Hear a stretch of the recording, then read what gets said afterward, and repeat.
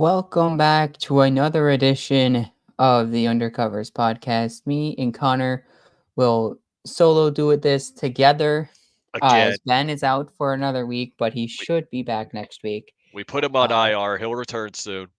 yeah, he's an IR designee and he will be back next week. All is good. He will be back. Uh, At this given point, his wild takes as always. we basically also had to put Jenna on extended IR. So, if anybody's wondering where either of those two are, yeah, we've had to designate them both on IR for reasons of bills. All right, that's the only There you go. explanation you're gonna get is bills. The bills Bills, yeah. put both of them on IR for an indeterminate amount of time. Actually, no, Ben's on IR. Jenna's on the pup list. So, actually, no, she's on the MUP list, mentally unable to perform.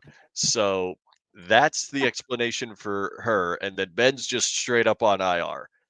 Yeah, So, Ben straight up on IR. He should be back next week. Come back for the press conference later in the week. We'll get you an update. hopefully, you All won't have right, to be putting me on the actual IR when Milton comes through. But anyway, we won't worry about that right now. The only thing we're we'll going to worry worry about about, Milton when it decides to hit land. mhm, it's coming. It's still in the water. Maybe Yep. that's a bad thing too. Eh, it'll probably get a little. I mean, it'll definitely get weaker as it comes over land. But we have a very fun show tonight because we have a lot A of lot happened on yelling this to. Tuesday. Hmm. A lot What? has happened on this Tuesday. Oh, it has. This has been the quietest. This has been a very uneventful day, if you know what I mean. But um, let's jump right into what we've got planned for tonight. So Ben was going to take Yeah. this one, but I want you to take this one, Paul, because the second one is more a topic that I feel like talking about myself at least. So let me ask you, does the hmm Jets firing Robert Saleh, as we have officially heard of since this morning, if you haven't heard because you've either been at work or under a rock, the Jets fired head coach Robert Saleh this morning, and out of everyone reporting, they all keep saying that Aaron Rodgers had nothing to do with it when that would mean he hmm most certainly had something to do with it. So, Right. Paul, do the Jets firing Saleh, does that reflect more on Saleh's inadequate coaching ability, or is it just Aaron Rodgers? Tell us, or tell the Ooh. world, tell somebody. I'm going to hit on the first point, then I want to give you my first answer. Robert Saleh hasn't been able to figure out the offense since he first got hired in New York. And I think if and if you think that's the reason why he got fired, I think that's a lie because he's a defensive coach. He relies on the offensive personnel A that he hires or B that the team hires and they work in conjunction to make a good team. So he relies on the offensive gurus that is on the team, plus the players that are on the field to make the offense work. So if that was a reason, or you feel like that's a reason that Salah got fired, I feel like you're telling yourself a little bit of a lie. I feel like reflects a little bit more on Rodgers because the report came out from Chris Trapasso today saying that Robert Saleh was most likely going to fire Nathaniel Hackett today or sometime whenever. He was thinking about maybe letting go Nathaniel Hackett. We already know that Rodgers is close to Nathaniel Hackett. Yes, they're Mhm. saying, yes, Chris Passo said this was completely separate from the firing of of Salah, but you would feel like you would feel like that Rodgers has some sort of input or plan into the firing of Robert Saleh because he wanted out of Green Bay, he got out of Green Bay. Then he recruited Nathaniel Hackett, his old offensive coordinator over in Green Bay. He brought him to New York. Robert Saleh said the report came out that Robert Saleh was going to go and fire Nathaniel Hackett. If Robert Saleh didn't get fired, and he fired Nathaniel Hackett.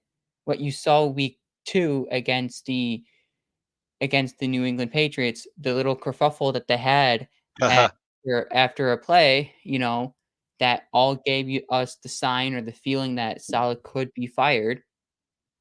The relationship between Salah and Rodgers sours more, and I think it's the relationship between Salah and Rodgers is what ultimately got Salah fired because it's been sour since he got there. He didn't want to go up to mandatory mini camps. We already know that Rodgers doesn't like doing mini camps, but he didn't. He decided, he skipped voluntary, but he decided to skip mandatory.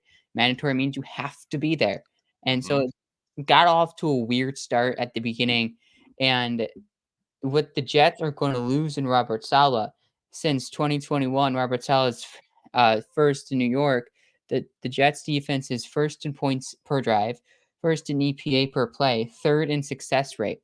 That's from Benjamin Solak of ESPN. So they're going to take a big dip in defense without Robert Saleh. Robert Saleh currently this year has the Jets defense fifth in points and second in yards allowed. So now Robert Saleh is gone. Yes, they have the defensive coordinator in New York. It brings a big hole to that defense that seemed to work well, but Robert Saleh got fired most likely because the inability to get this offense going, which isn't his expertise. mhm. It's a very interesting situation, and I still have a very firm belief that Robert Saleh wanting to fire Nathaniel Hackett for him being a hack, literally, is why Saleh was fired. I guarantee you the story is something along the lines of the minute Rodgers found out that Saleh wanted to fire Hackett, Rodgers got on the phone with the owner and straight up said, "Get rid of this guy right now. Don't Mhm. even say it to anybody, just get rid of him." And he did. So Aaron Rodgers is the LeBron James now of the NFL. Le GM, except it's Aaron. But He's coach slash GM slash player. literally. But that brings us to the second topic, Mhm. and I think we're gonna like this one, especially Yeah, with the the next. rumor I heard earlier today about it. Actually, that was not even that long ago. Yeah, it happened right But before the show, I think. let's Paul, why don't you announce what the topic Yeah. is and then I'll take it over. So we all know the Cleveland Browns are 1-4 this so far this season, That's a good season for and it Cleveland. looks like one of the worst offenses in the NFL. That's normal for Close Cleveland.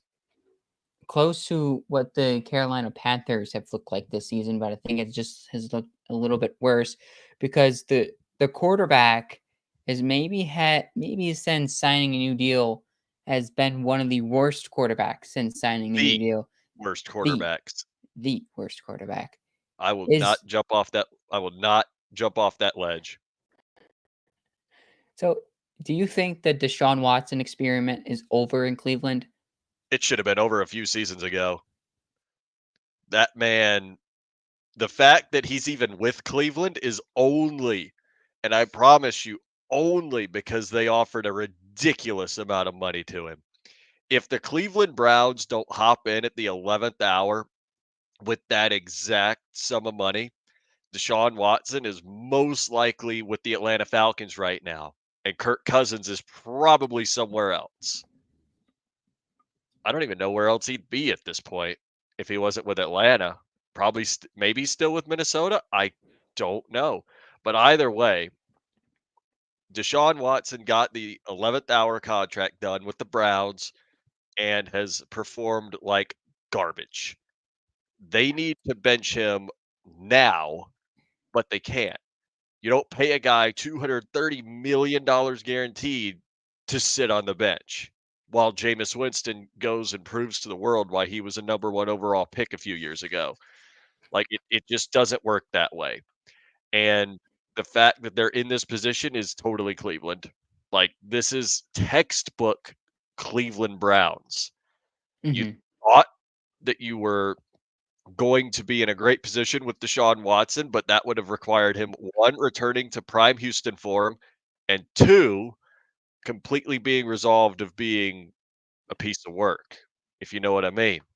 Well, Mhm. one of those really wasn't resolved, and the other one certainly wasn't resolved. He has not become what he was. He is complete garbage on the field, and you literally can't bench him. Must be Yeah. really, really bad to be a Browns fan, but then again, that's the same group of fans that watched a team go 1-31 over 2 seasons, with that one win coming on a last-second field goal against the Chargers of all teams. So, yes, of course, the Chargers would be the ones to break that and not have them go 0-32 over 2 seasons. But that's all there really is to say. You can't bench him if you're Cleveland because you have too much money tied into him. You can't just cut him because you literally are going to take on so much dead cap that you can't retool the team around Jameis Winston or whoever else you decide to bring in at quarterback. You are stuck. And it is hilarious. And I do not feel bad for the Browns one bit. No. Nobody does. They got So, themselves into this mess. They knew what they were getting into, yep. and they still went through it. Deshaun Watson, before the allegations, before everything happened, he was a you could say a top 5, top 10 quarterback in Mhm. this league. He spends a year outside of football and then to deal with all the other stuff outside of what was going on, and then he decides to sign with gets this massive deal done with the Cleveland Browns. Mhm. Since then, currently right now, this season, he has a QBR of 21 this season. He has a QBR of 21 this season. That's the worst in the NFL. And he had a QBR this weekend of 8.5 against the Commanders. You know Like what? this, You know what? he's I'm gonna he's say it. playing like he's a third string backup QB right now. I'm gonna say it. If you play fantasy football and you don't have a defense, stream whoever's defense is playing against the Cleveland Browns. With how Deshaun Watson has been playing, you are guaranteed to make bank on whoever's defense plays the Cleveland Browns. Last week, I literally had the Commanders' defense in fantasy because they were playing the Browns. Yeah, I think that was like 17 points. Free, free points because Deshaun Watson has a worse QBR than if you lined up in the huddle, snapped the ball, and spiked it into the ground on every play. If you do that Yeah. on baseline, I think the QBR for that's like a 43. If you just spike the ball every single snap, this man is doing worse than that. So I feel bad for the Cleveland Browns fans that didn't want Deshaun because I know there's plenty of Yeah. them that didn't want Deshaun Watson. And yeah, this is definitely a very bad and unfortunate situation. Mhm. So, we did have trivia planned tonight, but I don't think we necessarily are going to go through with that just because we've got Bills talk. And this Yep. is probably the part where we're about to start getting very mad because we have reasons to get mad. Yeah, there's a lot. There's definitely a lot. I mean, the morale last week was way worse than the morale last Tuesday was way worse than the morale this Tuesday. But, there's still a lot to get through. A lot Mhm. still to unpack because I was going through some advanced stats a few hours before the show, and it relates to some of the topics that we're going to discuss tonight. One is the wide receivers, and two is the Bills' offense. But we're going to really go into this game first against the Texans because the Uh, Bills were at once down 20. They were once down 17 points. They clawed back and tied it at 20. They would lose. They would go on to lose on a game-winning field goal by Kaimi Fairbairn, 59 yards, and that was to the expense of the Sean McDermott, not this, and the mindless play calling of throwing it 3 straight times inside your own 5, allowed a bad punt by Sam Martin, a 13-yard return by Robert Woods to get, CJ Stroud and company able to be able to get into field goal range. But let's discuss this because we know the Bills' offense has been bad, and we know McDermott's late game decision making has also been bad. Bad. Just bad? Who Are we really gonna go with just bad? or worse, bad, worse, whatever. It just doesn't Yeah, it doesn't pan hor out in the big moments. horrifyingly disgusting. Yeah, That's what we that could put it that is. way. So It who is even at more it fault needs for an Sunday's adjective. loss? So who's Oh more boy. fault for Sunday's loss? Joe Brady's offense or Sean McDermott's late game decisions? Everyone. Literally everyone. I'm not even gonna say one person is at fault. No, it's everyone. Josh Allen played like complete garbage. That's probably the worst game I've ever seen him play ever. I think he went 9 It for was bad. 30. It Not was he 9 threw for the ball 30. 30 times and completed 9 passes. That's something you expect. I'm not gonna say that. I'm not gonna say that. That's something you would expect out of Bryce Young. Okay? That's how bad that was. Like, that was That was bad. bad. Nobody was helping him, and nobody was helping him either. Nobody was getting open. You could not Joe Brady could not get anybody open. Dalton Kincaid, non-existent. Keon Coleman, save for pretty much one great play, non-existent. Curtis Samuel, why did we sign him? What has he done? That turf toe ain't no turf toe anymore because he's just been non-existent. Let's see. Who else am I missing? I'm missing pretty much everybody, just like the field. But the only person that gets any credit on that offense is James Cook because he's the only one that actually did any kind of cooking. The defense played pretty well. I mean, we saw a lot of great flashes, which I'm sure we'll get to later in the show. I Mhm. think yeah, we have standout players. We have a standout player section for later, which we'll get into. But yeah, literally everybody's at fault here. Coaching was horrible at the end, Yeah, but Josh Allen was playing horribly enough from the start. he was. Man clearly felt the pressure of needing to beat Houston and needing to beat the narrative, and it got to his head. I wouldn't say it got to his head. I mean, It look, got to his you're head. 9 for 30. You get some blame. You were 9 for 30. You had Mhm. one of the worst completion percentages in your career, probably in a single game. I haven't looked at Josh Allen's completion percentage in every game since he was a Bill, but I mean 9 for 30. I mean that's unprecedented for Josh Allen to go 9 for 30. And in Oh, the last it's two very weeks, bad. he has a 42% completion percentage. So, is that all Josh Allen? No. And to answer the question, who is the more at fault for Sunday's loss? Is it Sean McDermott, the late game decision, or Joe Brady's offense? I want to put it on Joe Brady's offense. There was moments in this game that if Mac Hollins catches a few of those deep balls, or Dalton Kincaid, he had a couple of drop. I think he had one drop in this game where you could have extended the drive or pick up a few yards. That's all game changing stuff. Matt Mhm. Collins and that deep ball from Josh Allen early in the game. You catch that football, you're probably up early. And if those execution things matter, because if all those things hit, I think it doesn't end at 2020, and you don't put Sean McDermott in the position where you can say what late game decisions I have to make because if those things happen and Bills go on to score touchdowns or even field goals, the Bills are either up 2 scores, they're up 3 to 7 points, or maybe they're up 10 points at 16 seconds left in the game, and instead of you know throwing it 3 times at their 2-yard line, they're kneeling it 3 times at the goal line and ending the football game.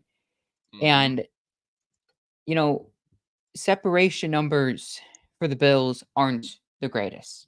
You know, that's a contribution to Josh Allen's 9 of 30, and maybe what's making it hard for Joe Brady to make this offense more fluent and more effective. But I'm looking at I looked at I looked at Curtis Samuel's separation numbers this right now. Who? Curtis Samuel has 4.4 yards of separation. That's seventh most in the NFL. And he's barely involved in this offense. Mm-hmm. Those two deep balls thrown to Mac Hollins, both of those easily could have gone to Curtis Samuel. Easily. He's Mm-hmm. also giving 7.2 yards of cushion. Curtis Samuel is. So where's the dilemma of signing Curtis Samuel? If you're going to sign Curtis Samuel and he's giving you separation and the opposing team is giving him some solid cushion, why aren't the Bills giving him the football? Why isn't Joe Brady scheming him more in the game plan? Why is, you know, Joe Brady not trying to scheme these guys open? We're going to be talking receivers later on in the show, and we'll probably give a couple of guys that we would like to see on this Bills team to try to open it up just a little bit more. But Joe Brady in this game didn't scheme anyone open. Josh Allen was running around looking for help. Josh Allen has a 2.91 time to throw. That's one of the highest ones in the league. So the offense in the first 3 weeks looked great. Looked like a Joe Brady style offense that we enjoyed. Then it fell off. Mm-hmm. Sean McDermott does need to be held accountable for those late game decisions that he made. But Joe Brady, I feel like, is more at fault for this than Sean McDermott at Oh, this for point. oh, for sure. I mean, Sean McDermott should have still stepped in and told Joe Mhm. Brady, "Are you out of your mind? We are Absolutely. not passing the We'll ball play for 3 overtime. times in the back of our own end zone to try to get, the game is tied. Literally milk the clock, make the Texans use all their timeouts and try to get Tyler Bass in field goal range once they've used all of their timeouts.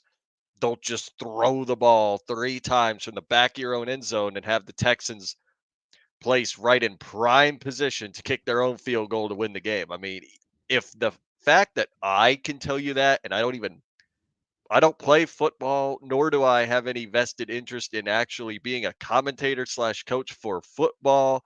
I am a racing fan first.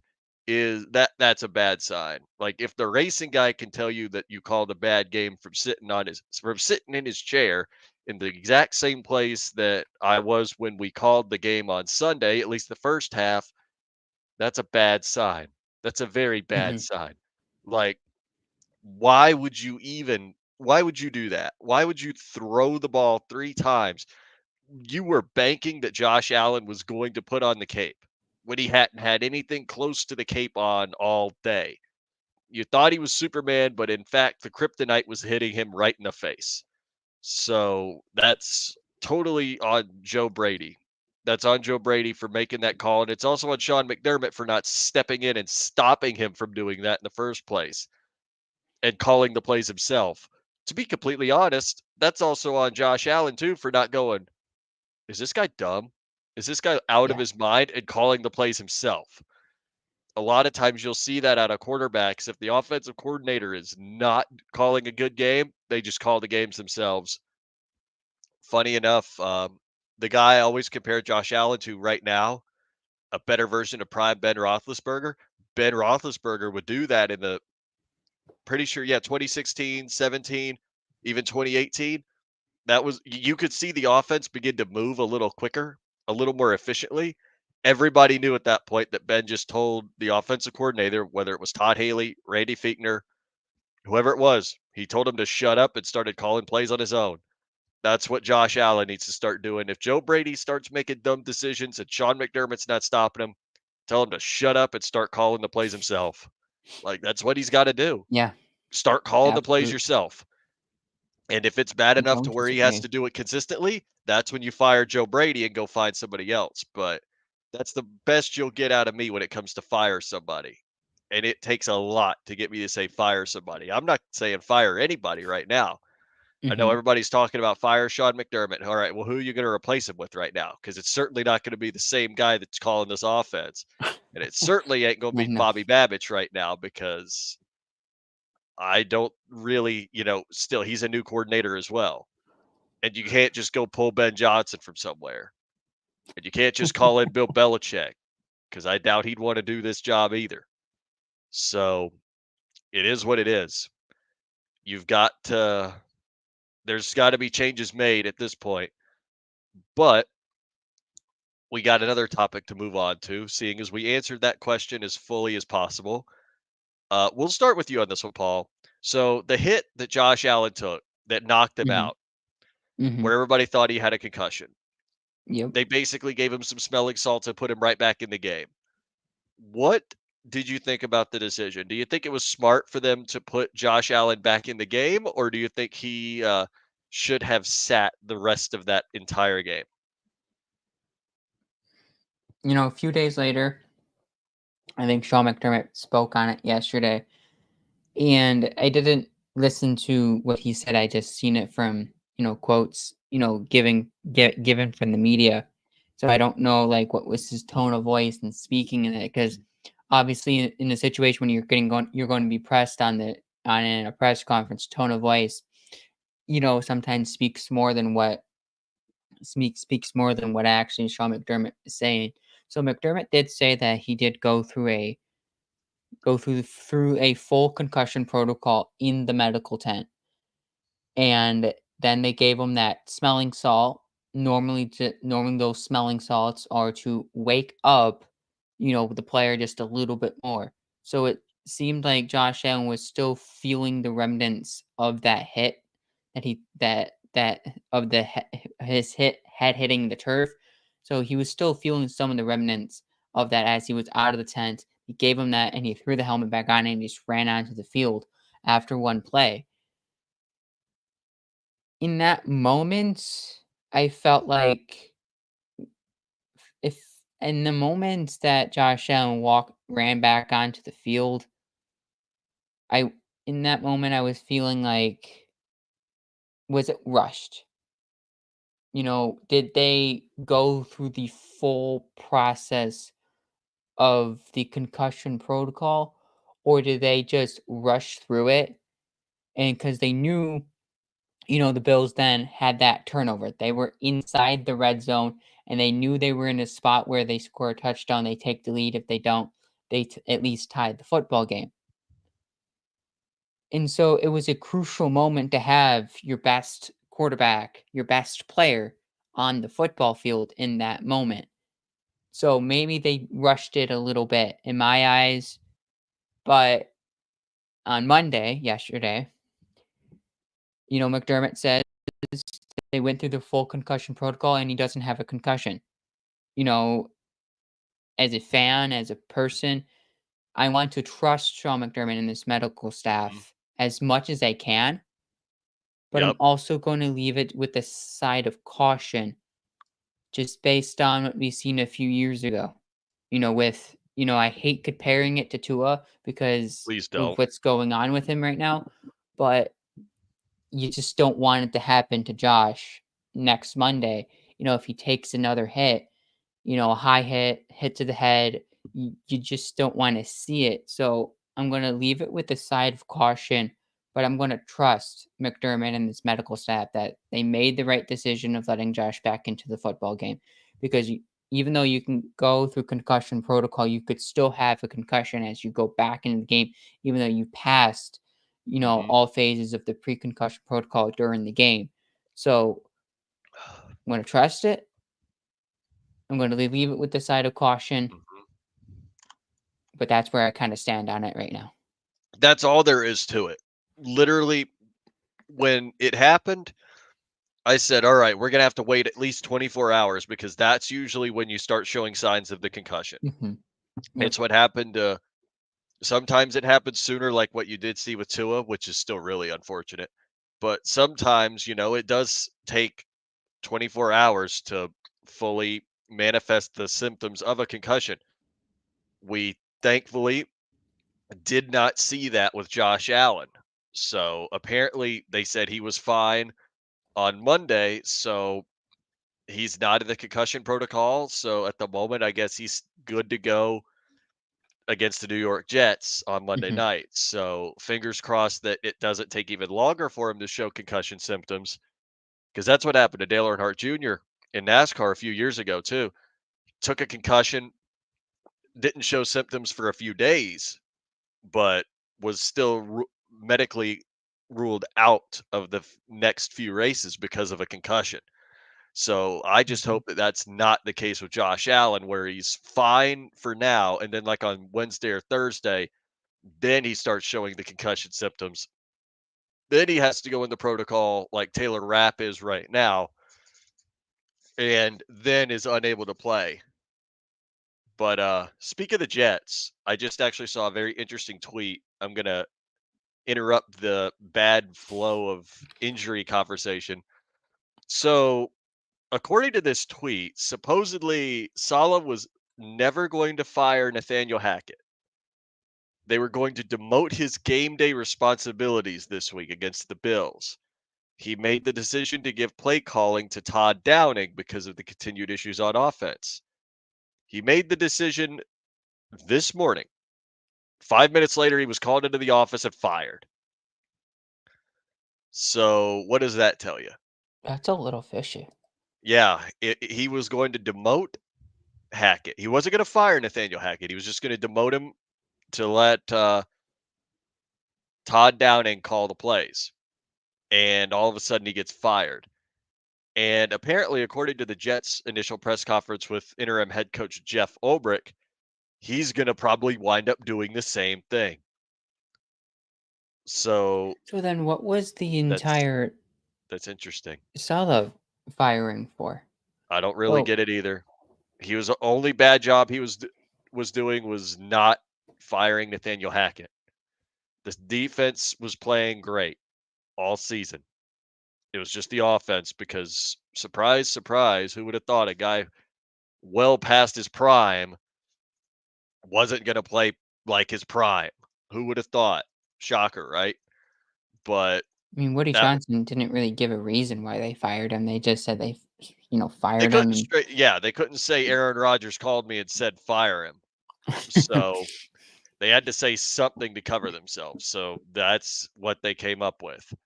But anyway, I kind of want to start this one because I have a very level-headed take on the next topic. So obviously, after we saw that performance on Sunday without receiver Khalil Shakir, and like in the article I wrote for Bills on Sports Illustrated, Keon Coleman did not, in fact, step up consistently. He did step up on that really one great play, which got everybody excited, especially me, myself, and I, even though I was 49-yard watching. touchdown on the 4th down. Yep. I was watching the race at that point, though. So I saw it like in passing. I didn't really see it as it happened, but I did see it. And I just went, yep, now that's the Keon I remember from FSU. But consistently, he didn't show up. So is addressing wide receiver a dire need for the Bills? It's a need. I'm not going to say it's a dire need, but it is a need. First and foremost, get Khalil Shakir back. Hopefully, he comes back even in a limited capacity on Monday, but we don't know what that ankle's looking like. So we're just going to have to wait on the injury report to come out. I believe it would be on Thursday, considering the Bills are playing Monday night. Mhm. So we're going to have to wait for the initial injury report to see if Khalil Shakir even practices at all. I'd say if he doesn't practice, he's probably not coming back. So the thing is, get Shakir back, and your wide receiver one spot is already secured. As for getting someone in free agency, everybody's talking about Devontae Adams. And honestly, I got to say the market value is kind of getting a little, well, I wouldn't say market value. The idea of him wanting Buffalo is a lot stronger now for two reasons. One, Jets fired Robert Saleh. Two, Mhm. Derek Carr is hurt.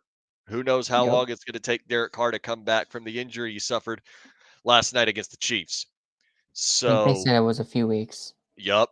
Why would Derek Carr or why would Devontae Adams immediately want to go to the Saints or the Jets at this point? And the Bills have definitely expressed interest in Devontae Adams. So I have a feeling right now that the market for Devontae Adams, the Bills are starting to come in there a little bit. So Mhm. I am looking forward to seeing how this happens because I feel like it's definitely more of an option now to get Devontae Adams. But personally, I feel like the only way the Bills do get Devontae Adams is if the Raiders do agree to eat the remainder of his contract or at least a majority of his contract. Because if they I think don't, there is reporting that they will. if they If will, they yeah, if they will, then the Bills need to be absolutely all in on this. This is your this is as close as you're going to get to an all-in move this season is getting Mhm. Devontae Adams and putting him on this roster. But personally, I just don't see what's gonna. I don't see them wanting to get rid of his contract or take on his contract. I think that there's a lot more moving pieces to the puzzle. I think that our best shot is going to be getting Amari Cooper out of Cleveland. And I would be all for Amari Cooper out of Cleveland. There's a lot of others too. As a matter of fact, you were the one to point this out initially to all of us, Paul. Chris Olave's, I think, was his brother, his father, someone in his family tweeted out that he only had one target Mhm. and he really didn't get that many extra targets all night. Mm-mm. I'd call the Saints and ask if Olave was on the trade block. The one I saw that I thought was terrible was the one saying someone said George Pickens. No, no, no. Yeah, Get that out of that your would head right now. George that's not Pickens is happening, man. George Pickens is a cancer in a locker room. Have you seen what he's done in Pittsburgh? Absolutely not. You Where wanna I talk would go about with ruining the this vibes? Yeah, he'd do it in a heartbeat. where I would go with this, with the wide receiver room, is one, dire need seems like we're desperate for wide receivers. I don't think we're desperate for a wide receiver. You go on the X app and you're like, you say it's like your first time on X, you're like, yes, the Bills need a wide receiver immediately. Like, you will get that sense like the Bills are desperate for a wide receiver. Is it a dire need? Not just yet. Can we have Buda Baker Not instead? just yet. I just want to look at what Joe Brady can do in the next few weeks. The trade deadline is November 5th. We are now November 8th. It is October 8th, So, thank you. yes, we're October 8th. So we're now at October 8th. So we're just under 30 days to the trade deadline. Let's see what Joe Brady can do this week against a really good Jets secondary and see if he can carry that into the Titans. And if the next 2 weeks look like the offense is getting better, well, then maybe the Bills don't need to trade for a wide receiver. Maybe they just have enough at their own hands. But Yeah, I that's a think the Bills bad precedent. should. I think the Bills should trade for a wide receiver. And I'm going to kind of give you both sides of the ball here and kind of like you guys as listeners can kind of make the own judgmental decision yourself because Keon Coleman right now only averages 1.9 yards of separation. But on the flip side, he wins 19.8% of the time, which is fifth among rookies right now. Curtis Mhm. Samuel and Khalil Shakir both top 10 in separation, with Shakir 4.3 yards of separation and Curtis Samuel 4.3 yards of separation. Kincaid is 26th in the NFL with 3.7 yards of separation.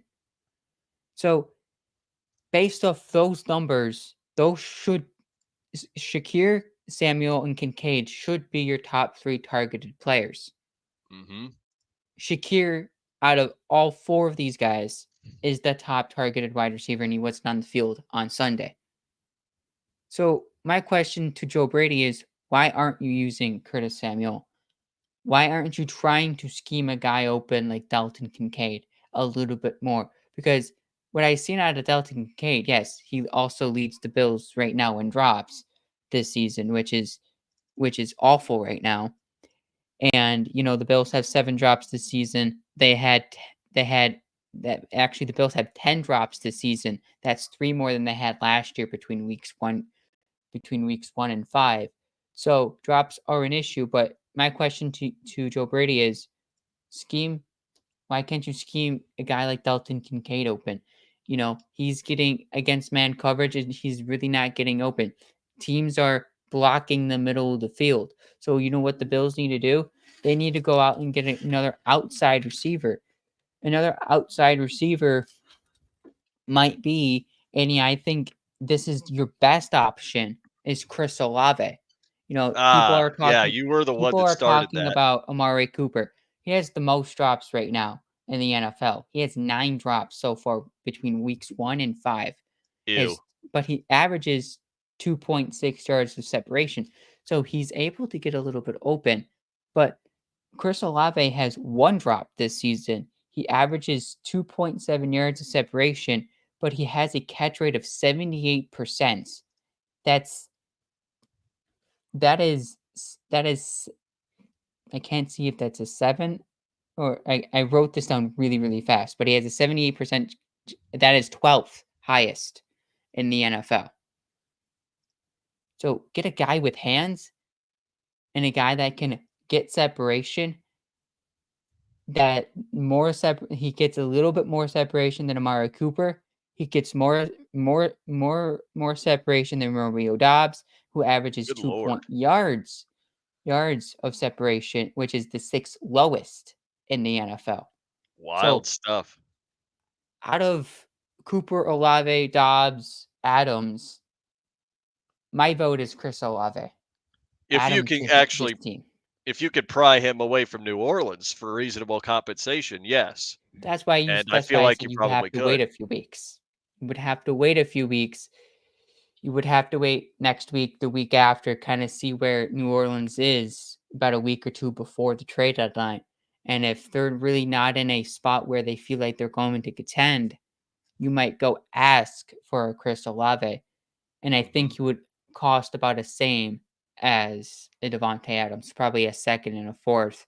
You could probably sprinkle in another, 2025 pick, 2026 pick if you wanted to. Potentially, you could, but I think we really just have to let the process play out right now Yep. and just see what happens. I just wouldn't set expectations high enough to where you would absolutely get I wouldn't set expectations so high to where you absolutely think you're gonna get Chris Olave, Devontae Adams. Like, you can't just immediately assume that you're gonna get Devontae Adams because you're most likely not.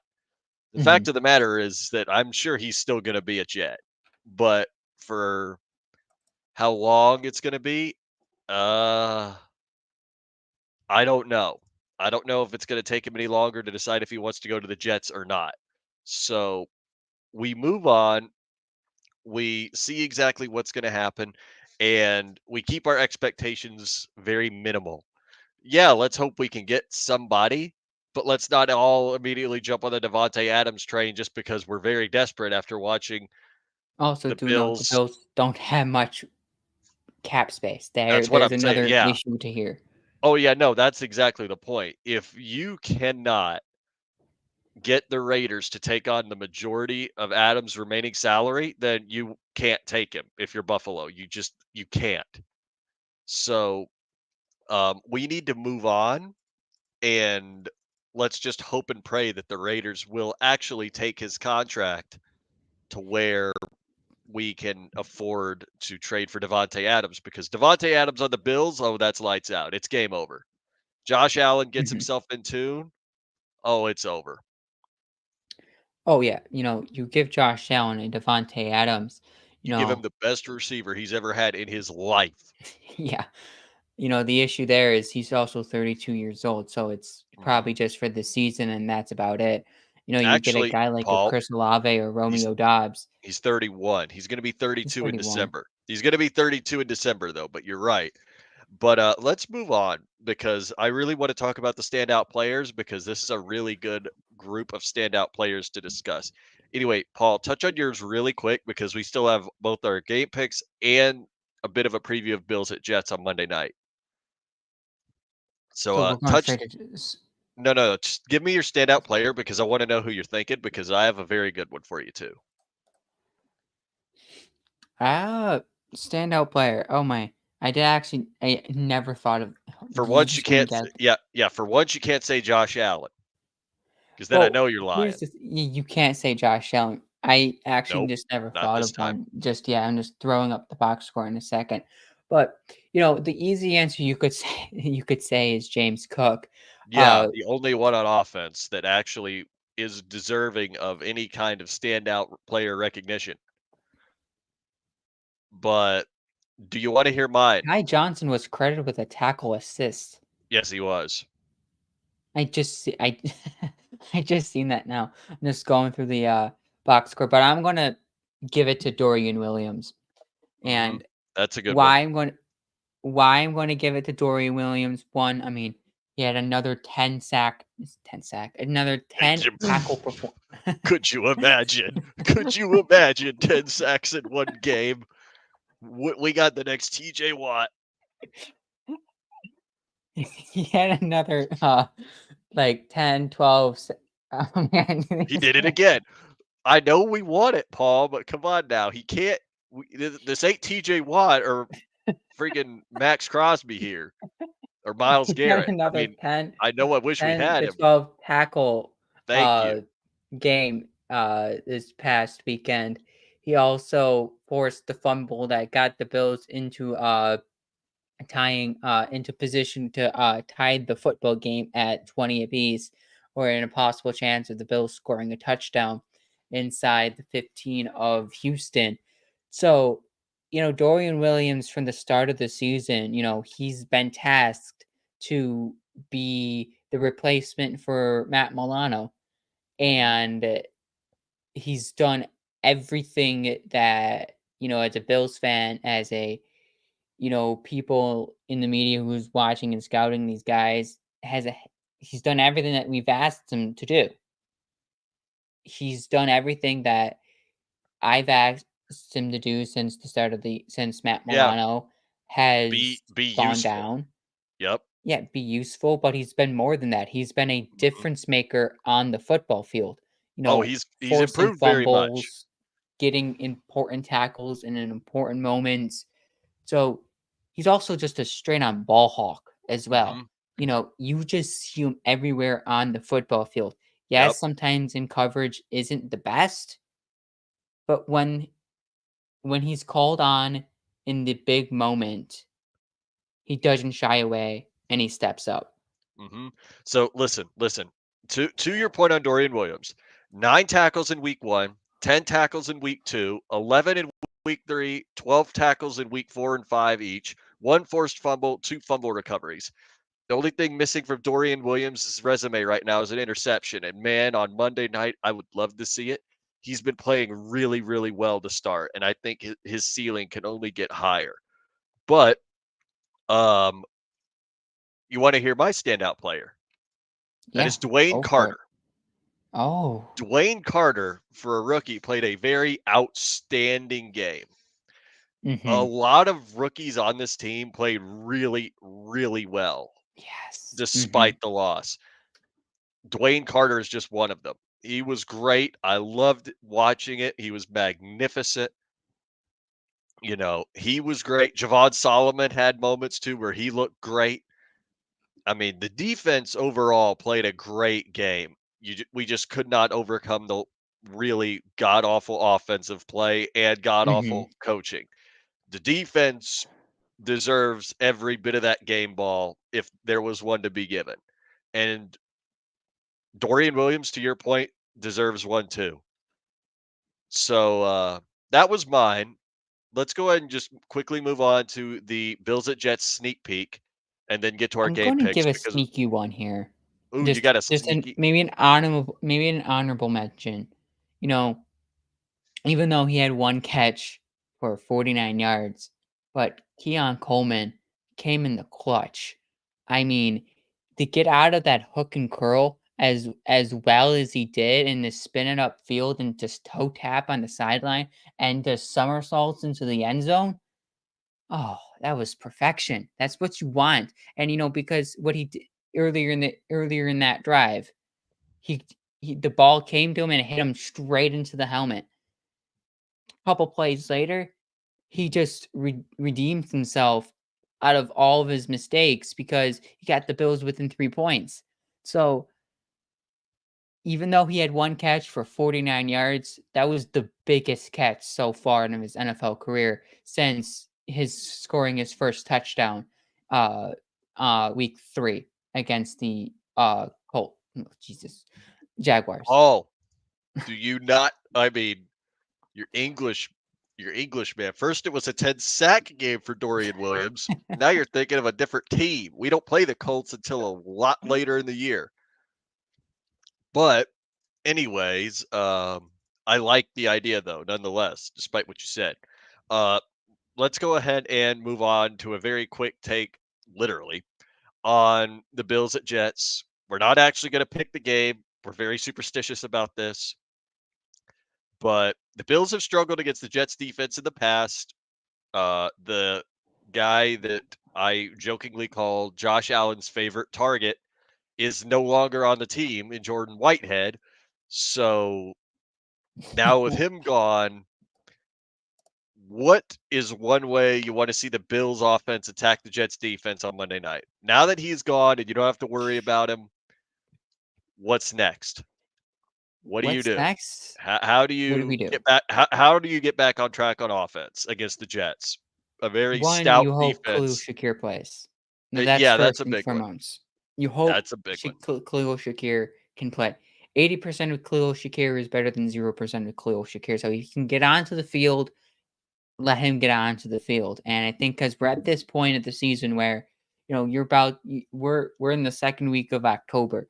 Injuries Mhm. are going to happen. So you're at the point you're 3-2. You're going to be in a dogfight for the division. So if you can get onto the field against a divisional opponent, even though you're Yep. 80%, 85%, you're on the field and you're just going to tough it out throughout the Mhm. most of the game. So if Khalil Shakir can get onto the field, great, and it opens up the Bills' offense in this game.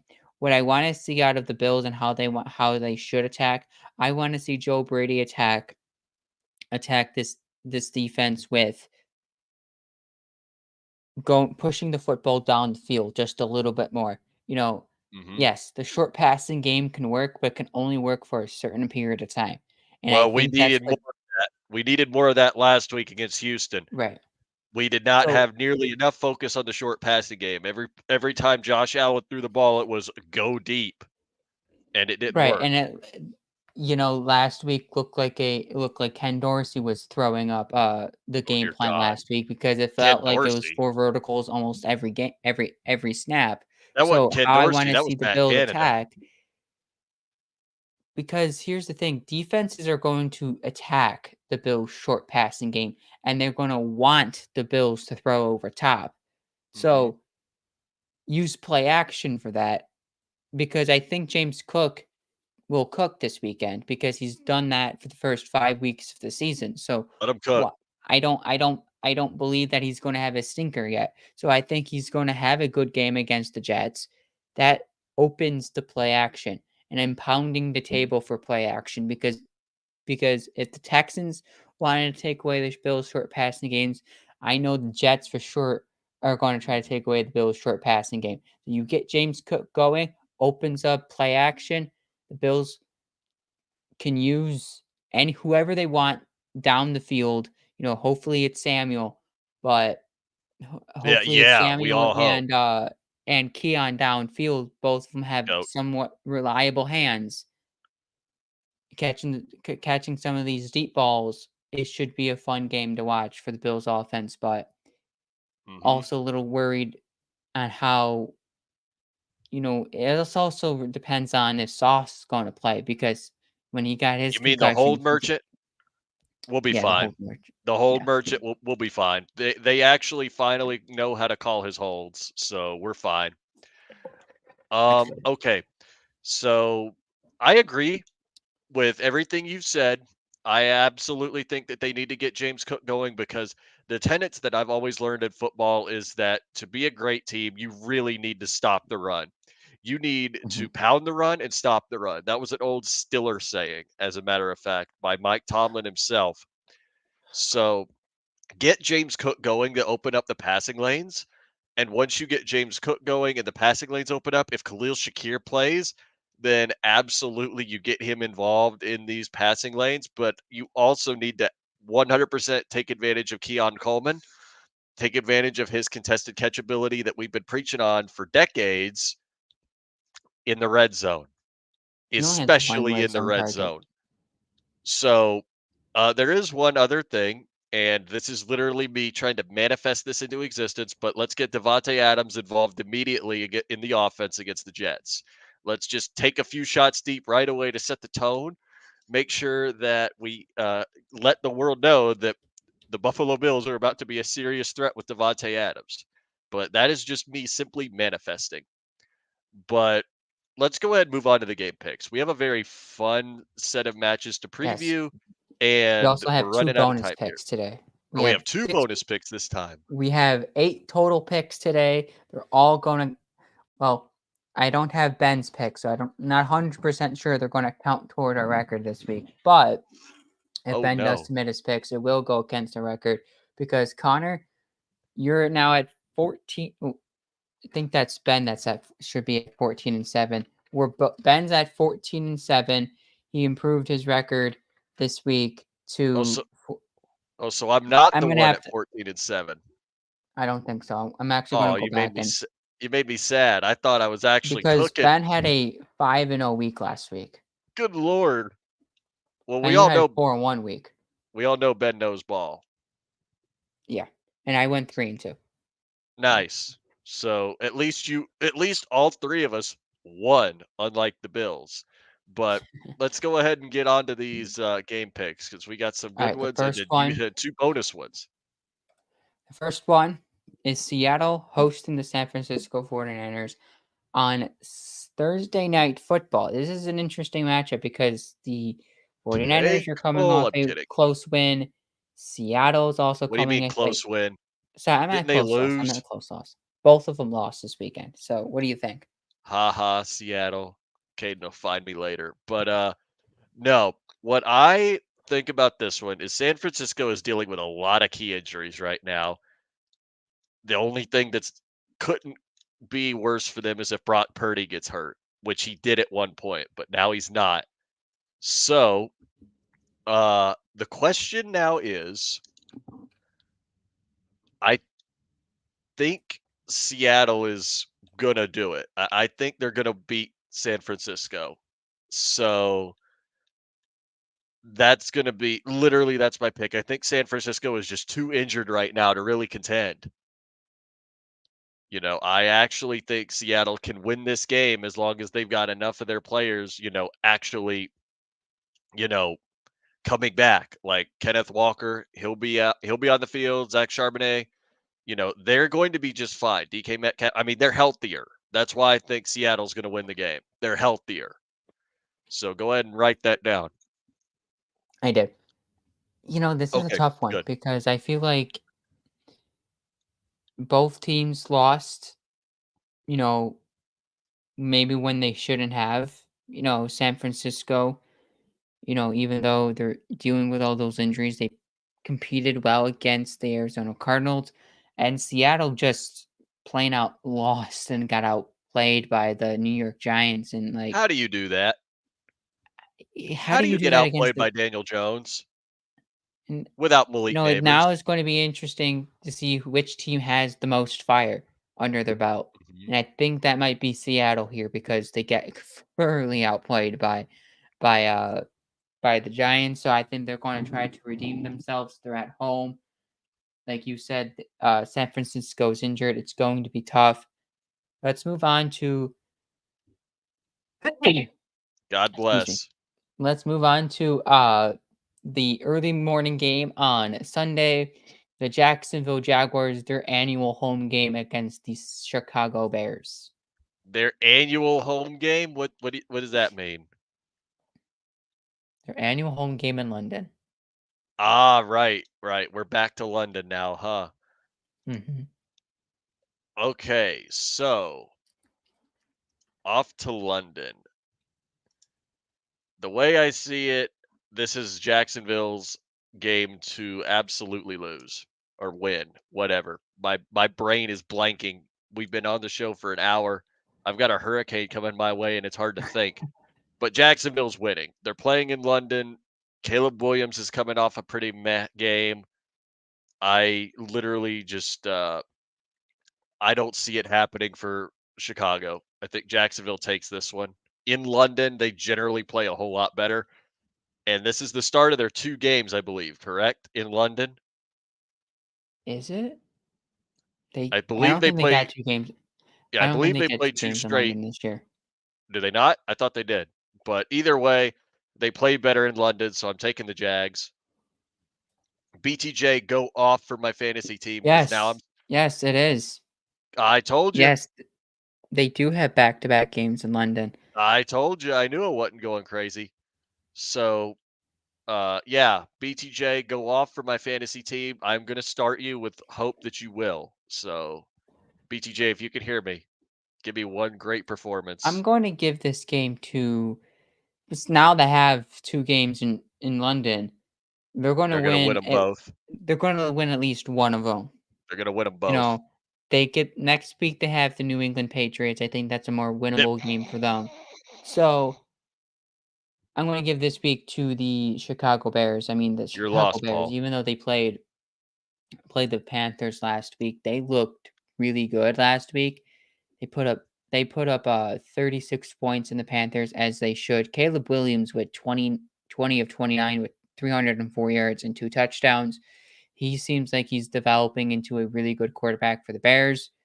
So give me the Bears in London. You have Jags. Let's go into maybe the best 1 o'clock game this weekend is the Commanders going on the road to the Ravens. Woohoo!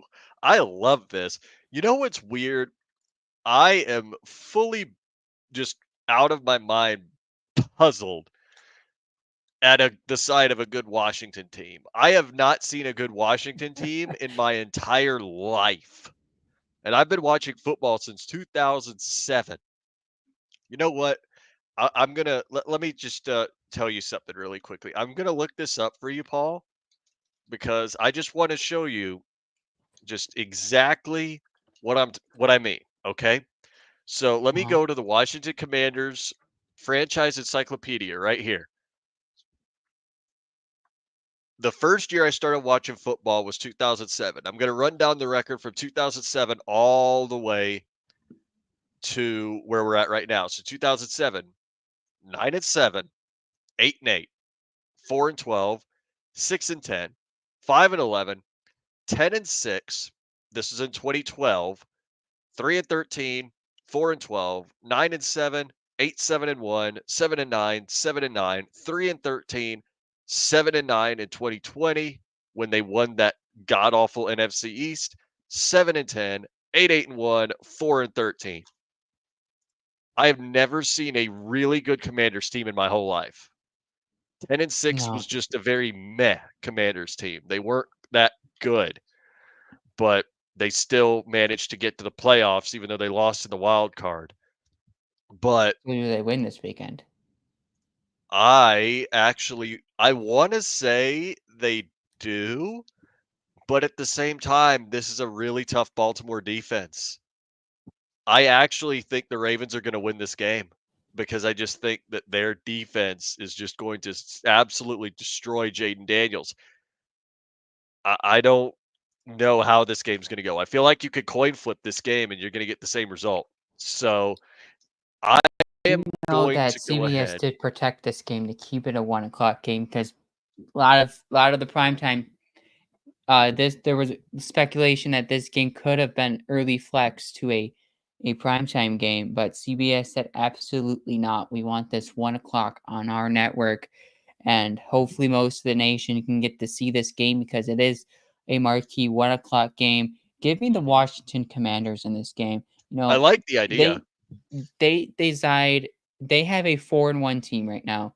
They Mhm. have Jaden Daniels, who could be the next rookie. Maybe the next rookie MVP since Jim Brown, if he That's continues bold. on the trajectory of what he's doing this season because he's having an outstanding rookie season.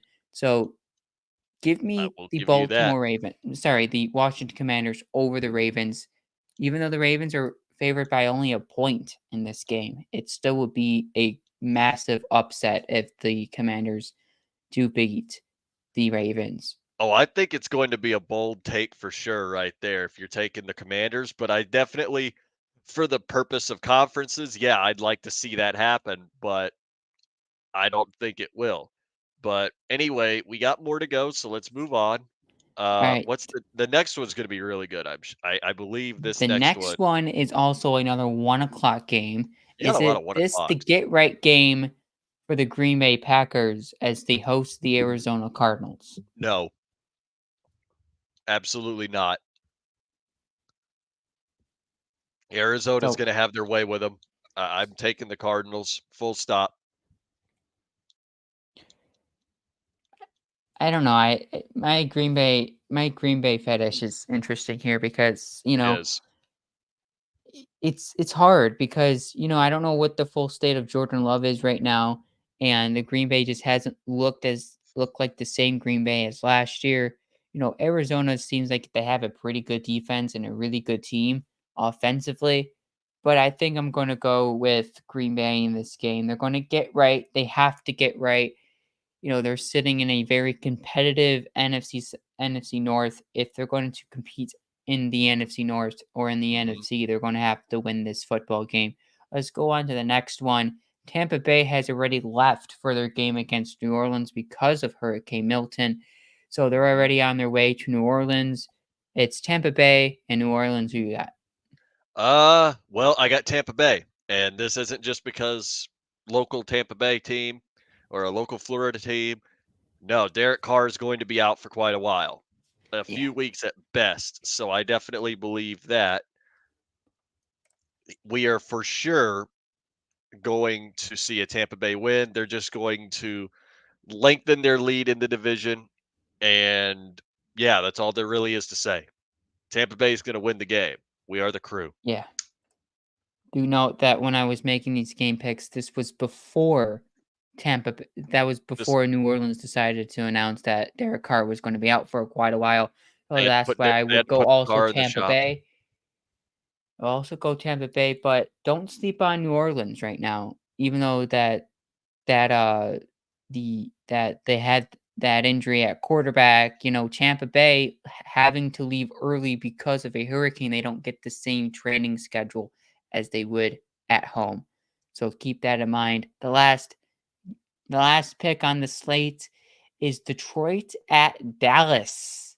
425 on the Fox networks. Who do Dear you got? God. Jared Goff and Dak Prescott dueling it out. Jared Goff. No further Jared Goff. explanation? Okay. No further explanation needed. You saw how the Cowboys played against the Steelers defense on Sunday night? It was not good. They let That game went Najee to 1 Harris AM and went to bed at halftime. Najee Harris had himself a night, okay? The only reason the Steelers lost is because the Cowboys just randomly happened to find Jalen Tolbert on a 4th and goal. So, Give me the yeah, Lions as well. I'm taking the Lions. I'm taking the Lions as well. I don't. You all know my Dallas hatred. I would never take. I would take the. I only take the Cowboys on certain extents, but I have not and will not take them yet this season. All right. Before Sunday, there's Saturday, and there is two marquee matchups this weekend. two ranked games this weekend. Oh, I know where you're That's going with this. that starts at 3:30 on ABC. Number 1 Texas, number 18 Oklahoma, and the Red River Showdown at the Cotton Bowl. Texas the only undefeated team in the SEC, but Oklahoma has won 7 of the last 10 meetings. Who wins? Who do you think wins? Hook 'em. They're going to win. Yeah. Absolutely not even They get close. They're Quinn going to win. Ewers back. If Quinn Ewers does say if Quinn Ewers didn't play this game and they had to rely on an Arch Manning, Oklahoma wins. But Yeah. they get Quinn Ewers back with Isaiah Bond and that offense, how it looked all together. It was probably one of the best offenses in all college football, one of the best offenses in the SEC, and they had probably one of the better defenses in the SEC. Even though Oklahoma has owned Texas the last 7 meetings, over the last 10 meetings, it doesn't happen at the Cotton Bowl this weekend. Nope. Does No this way. game turn into a shootout? Possibly. But Texas will overcome that, and You know what? Oklahoma doesn't have Dylan Gabriel as quarterback because Dylan Gabriel is Doesn't he in play for? Oregon, Yeah, I was about to say. where College Game Day is, and it's a 2 versus 3. Ohio State on the road to Oregon in Eugene with Ah, College Game Day, this is a good 7:30 one. NBC. Who do you got? This is a good one. You know what? I'm taking Ohio State. I'm going to do it. I don't usually watch. I am a down bad FSU fan, okay? I have no more interest in college football right now except to somewhat follow Texas. And yeah, I still think Ohio State's going to win. I think Dylan Gabriel is a great quarterback. Don't get me wrong. But I just don't see Oregon winning this game. I think Ohio State's just been playing out of their mind football lately. So I'm taking Ohio State. They're the second best team in the land for the reason, and I agree with them being number 2 in the AP poll. But last time Oregon faced Ohio State, it was back in the in the shoe at Ohio State. Oregon beat Ohio State. Just know that. Give Okay, me then. Oregon. Oh, Give me the oh, Ducks. shoot. All right. Ryan will find you later. But Because here's wow. the thing. It's Ohio State have to go on to the road. And this is really like the real true road game. Hmm. And you look at what Ole Miss, yes, it's Ole Miss. They tend to lose stupid games, but they staggered really weak opponents before a really good opponent against Kentucky. And Kentucky, we all know will always have a somewhat good defense, a really bad offense, and Kentucky beat Ole Miss. Ohio State stacked a lot of easy games, and the Big 10 games that they played so far, they just walked right through them. This is their Hmm. first real test this season, and it's on the road Yep. in the crazy Duckland. Give me Hmm. Oregon. All right. Well, I like it. I like it a lot. But you know what? I want to give you one bonus pick of my own, Paul. I All want right, go for it. we're if we're going to talk about different things that aren't the NFL, if you're going to make me pick college football, then I'm going to turn this on its head. All I'm right. going to make you I'm going to make you pick the I'm going to make you pick the final four who get eliminated from the round of 12 in NASCAR on Sunday afternoon at Charlotte Motor Speedway. The final Okay. race of the round of 12, I am going to make you predict who gets eliminated. And I'm having fun with You this pull up the because NASCAR bracket so you I can make see it. you made me suffer enough in college football. I'm going to make you have some fun and poke your brain a little bit. So, what I'm going to do to make it easy for you is the grid right now, William Byron has advanced from his stellar performance at Talladega, nearly winning the race. Christopher Bell and Kyle Larson are practically locks already at 57 points above the cut line of elimination and 52 points above the cut line of elimination. The 4 drivers below the cut line of elimination are arguably 4 of the worst road course racers in the sport. One of them happens to be okay in Joey Logano. Daniel Suarez has a win at Sonoma, another road course, but other than that, his road course statistics are very garbage. Austin Cindric has not had a single road course good finish. Literally, that's all I can say. And then Chase Briscoe is 32 points below the cut line. To make it easy, do any of the 4 below the cut line advance? Yes, no, and if you say no, then how many of them do not advance? Give me a random number. All right, so it looks like Chase Elliott has a plus 13 and Joe Logano Keep is it in mind, minus 13. yes, So that is the line to be so eliminated. this feels like a March Madness type feel 8 versus 9 where the 9 normally advances. You know, he has the could have a better chance of advancing over the 8. Mhm. Now I Flip want to throw in Logano and Elliott just no, I've because there has to be an upset somehow. There has to be, you know, a a eraser in this grid or in this whatever the playoff yeah, the standings. playoff grid. You pretty much Somebody said it. has to make an upset, but Mhm. with Suarez, Cindric, and Briscoe being about 20 to 32 points off the pace, with the others, I think that's a tough task for any racer. So Mhm. give me Joe Logano going over Chase Elliott. I basically want to give you the idea of what kind of bet you just made if you made one.